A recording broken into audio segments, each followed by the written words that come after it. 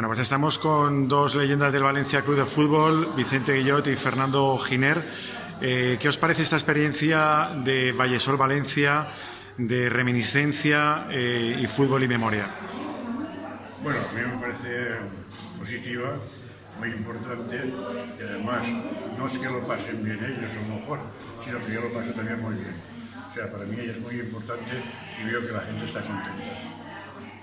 Sí, no, lo más importante es que los participantes lo pasen bien. Muy importante que vuelvan a su juventud, a su infancia. Eso significa que nos hacen revivir a nosotros también momentos de nuestra juventud, de nuestra infancia, incluso cuando estábamos dentro del terreno de juego.